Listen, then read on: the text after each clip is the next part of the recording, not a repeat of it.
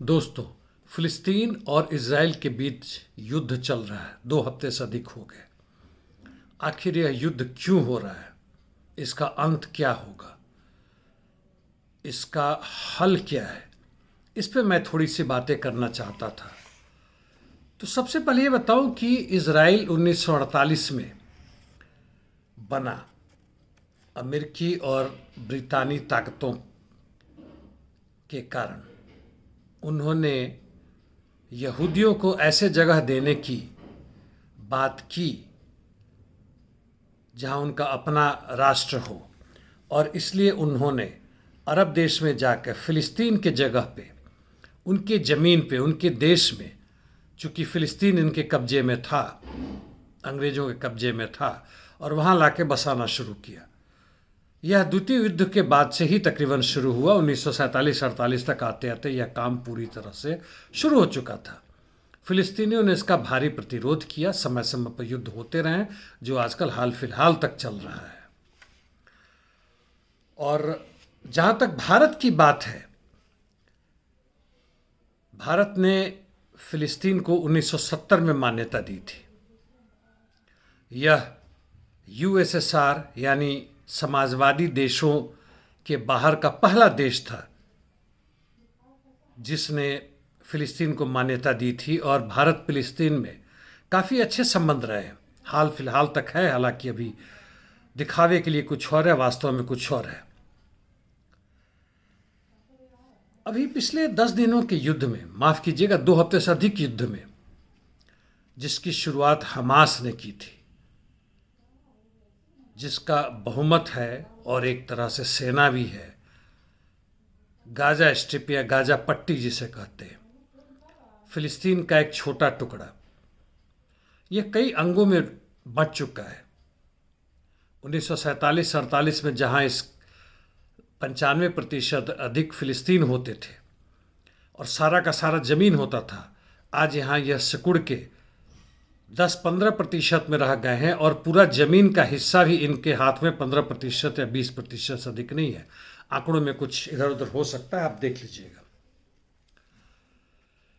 लेकिन यह कोशिश है अमेरिका, इंग्लैंड और नेटो की कि अरब कंट्री के बीच में एक ऐसा देश हो, एक ऐसी उनकी सैनिक अड्डा हो जहां से वो पूरी तरह से पूरे अरब देशों पे नज़र रख सकते हैं, उनके ऊपर कंट्रोल रख सकते हैं, उनको अपने अंदर रख सकते हैं, और हो भी रहा है। कारण तेल, पेट्रोलियम प्रोडक्ट्स, ताकि जब चाहे वहां से लूट सके, ले सके। सीरिया में तो अमेरिका का एक परमानेंट बेस ही बन गया है, जहां से वो 10 से 15% या उससे भी अधिक तेल जो सीरिया का होता है वह खुद निकाल के ले जाता है, बिल्कुल गलत तरीके से। इसमें कोई भी कानून इसकी बात नहीं कर सकता, खुलेआम रूप से लूट सकता है, और लूट रहा है। यह है अमेरिकी साम्राज्यवाद का असली चेहरा। तो हमास ने अचानक युद्ध शुरू किया और इजराइल की कई जगहों में उसने प्रवेश भी किया। करीब 1300 इजरायली सैनिक और दूसरे लोग मारे गए। 3-4 दिन में इजराइल ने वापसी शुरू की। शुरुआत उसी समय हो गई, लेकिन अब आते आते उसने जो उसके ज़मीन जो खोए थे उसने वापस लिए, और गाज़ा को, जो एक सिमटा हुआ भूखंड है, एक तरफ से समुद्र, दूसरी तरफ से इजराइल, उसको पूरी तरह से उसकी नाकेबंदी कर दी गई है। ना भोजन जा सकता है, ना दवाई जा सकता है, ना कोई भी मदद जा सकता है।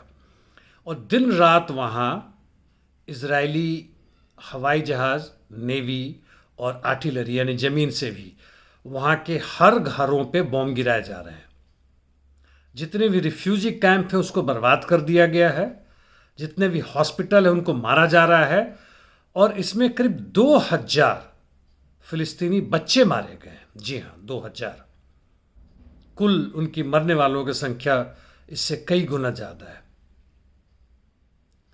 दूसरे खंड में, जो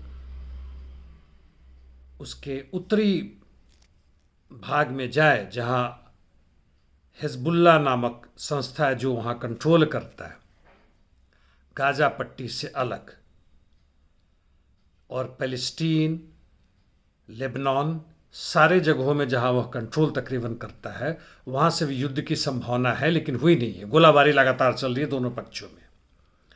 तो यह स्थिति है आज के इजराइल और फिलिस्तीन के युद्ध में। और जहां तक युद्ध की शांति के बारे में बात है, रूस ने पूरी कोशिश की, यूनाइटेड नेशन सिक्योरिटी काउंसिल में भी 2 बार गया, लेकिन अमेरिका ने अपने अधिकार का प्रयोग किया और उसको रोक दिया। यानी वह कहता है कि जब तक इजराइल चाहे तब तक वह हमास को फिलिस्तीनी जनसंख्या का नरसंहार जारी रख सकता है। वीटो का इस्तेमाल है जो अमेरिका को भी प्राप्त है, यानी किसी तरह की शांति की कोई संभावना नहीं है।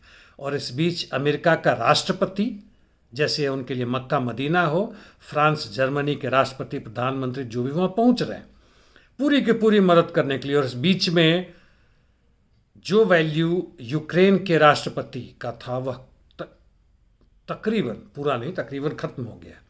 अधिकांश अस्त्र शस्त्र अब वो इजराइल को आने लगे, चाहे एयर डिफेंस हो, गोला बारूद हो, जितने भी हो। बेचारा इजराइल गया, बेचारा इजराइल गया। इजराइल कहीं नहीं गया, इजराइल वहीं है और बड़ी तेजी से फैल रहा है। और हमास का साथी जो दूसरी तरफ, जिसकी चर्चा मैंने की, हिजबुल्ला और ईरान और कई अन्य देश कह रहे हैं कि यदि युद्ध नहीं रुकता है और इजराइल जमीनी युद्ध शुरू करता है, यानी दक्षिणी हिस्से में गाजा पट्टी में प्रवेश करता है, तो वह भी युद्ध की घोषणा करेंगे, युद्ध फैल सकता है। और इसके कारण अभी इजराइल रुका हुआ है। जमीनी रूप से उसने अपने आर्मी को हमास के खिलाफ वहाँ प्रवेश करने की अभी तक अनुमति नहीं दी है, लेकिन कभी भी यह हो सकता है, क्योंकि जहाँ तक अंतर्राष्ट्रीय नियम की बात है, ऐसा कोई अंतर नहीं पड़ता। संक्षिप्त में आपको बताऊं कि यूनाइटेड स्टेट्स यानी अमेरिका के अधिकांश जो कॉरपोरेट्स हैं, जो कभी नाजीज को, जर्मनी को मदद करते थे, हिटलर के सत्ता को मदद करते थे, और यहूदियों के खिलाफ, यहूदियों के नरसंहार में उनका भी हाथ था, आज वही कंपनी यहूदियों को मदद कर रहे हैं। यहाँ इजराइल में फिलिस्तीनियों के नरसंहार के खिलाफ कई युद्ध इसमें हो चुके हैं। उदाहरण के लिए हेनरी फोर्ड, 1903 में फोर्ड मोटर्स जिसने बनाए थे, और उसने 1918 में इंडिपेंडेंट नामक अखबार जो अभी भी है उसको उसने खरीद लिया था, जो तकरीबन मृत प्राय था, लेकिन उसको बढ़ाया। और उसने शुरुआत की 1920 से ही यहूदियों के खिलाफ जहर घोलना, और इसका नतीजा था कि हिटलर जो उस समय सत्ता में नहीं था, जी हाँ, उसके आइकन बन गए यह फोर्ड। द्वितीय विश्व युद्ध में जब हिटलर सत्ता में था, तब से लेके जब तक हिटलर लड़ता रहा और अंततः हार गया, खासकर यूएसएसआर के रेड आर्मी के कारण, तब तक पूरी की पूरी मदद करता रहा, आर्थिक रूप से, मिलिट्री रूप से भी। जी हाँ, जर्मनी के अंदर इसने फैक्ट्रीज बनाई थी युद्ध के सामान बनाने की, जहाँ से वैसे यहूदी जो पकड़े गए थे जर्मनी द्वारा, जिनको मारने की पूरी तैयारी चल रही थी, मुफ्त में इनसे काम करवाता था, कंसंट्रेशन कैंप से लाके फ्री लेबर का काम करवाता था। बाद में इसके बेटे और पोते ने, यानी सारे हेनरीज ही है, इन लोगों ने इजराइल के साथ बिजनेस शुरू किया। 2019 में आते आते काफ़ी बढ़ गया। यह उसका भी हिस्सा था कि 1950 में, यानी जब द्वितीय युद्ध खत्म हो चुका था, यूएसआर काफ़ी तेज़ी से आगे प्रगति कर रहा था, तो CIA ने कोशिश की ऐसे कॉरपोरेट से मिलकर काम करने की, जिनका लक्ष्य था विपक्षी देशों में जाकर, विद्रोहियों के बीच में जाकर उनकी मदद करना, दोनों तरफ से। फोर्ड फाउंडेशन बना और इन्होंने, जहाँ तक जियोनिस्ट रिजीम की बात है, पूरे दुनिया भर में उनकी मदद की। शुरू में वो लोग जो जर्मनी द्वारा मार के भगाए गए थे, और बाद में दूसरे लोगों को भी। दूसरी तरफ ये फिलिस्तीन की भी मदद करते हैं, जो वहाँ के शरणार्थी हैं, उनके लिए एजुकेशन, हेल्थ सर्विसेज वगैरह वगैरह देते हैं। यानी CIA का लक्ष्य था कि दोनों तरफ में हम प्रवेश करें। कितनी स्मार्ट मूव थी, हर जगह करते हैं, भारत में भी ये करते हैं। जो विदेशी फंड आते हैं वह केवल कांग्रेस को पहले नहीं जाता था और अभी केवल भाजपा को नहीं जाता है, दूसरे विपक्षियों को भी जाता है। जैसे आम आदमी पार्टी को बहुत बड़ा डोनेशन इनसे मिला हुआ है। यह है फोर्ड फाउंडेशन का कारनामा। ऐसे और भी हैं, जैसे रॉकफेलर ब्रदर्स फाउंडेशन इन्होंने बनाया। कोका कोला 1929 से ही शुरू है। IBM, यानी तकरीबन 150 से अधिक ऐसे अमेरिकी कंपनीज हैं जिन्होंने हिटलर के साथ मिलकर काम की थी, आज जियोनिस्ट रिजीम यानी इजरायली रिजीम के साथ मिलकर काम कर रही है। और अमेरिका द्वारा यह केवल भारत और इजराइल में ही नहीं बल्कि विश्व के अधिकांश देशों में पक्ष और विपक्ष दोनों को यह पैसे देते हैं और मदद करते हैं। कई जगह ये कम्युनिस्ट पार्टी को भी मदद करते हैं और आप अंदाज लगा सकते हैं कि यह किस तरह के कम्युनिस्ट दलों को ये मदद करते हैं। यानी यह वित्त पूंजी यानी फिनांस कैपिटल या एकाधिकार पूंजीवाद का विस्तार है, उसी के कार्यकलाप है, उसी का काम है। इससे कोई अंतर नहीं पड़ता सत्ता में कौन है। चलिए फिलिस्तीन के बारे में बात करते हैं। 1947 में यूएनओ ने एक प्रस्ताव लाया था जिसमें 2 राज्य की बात की गई थी, यानी पैलेस्टीन को भी एक स्वतंत्र राज्य माना जाना था, जो आज तक हालांकि नहीं हुआ। और 1950 में, उस समय भारत ने उसकी मान्यता नहीं दी थी, 1950 में इसकी मान्यता दी और धीमे धीमे 1971-99 तक आते आते तक पैलेस्टीन से भारत का संबंध बढ़ने लगा और पूरी की पूरी तरह डिप्लोमेटिक रिलेशन जो है 1992 में स्थापित हो गया।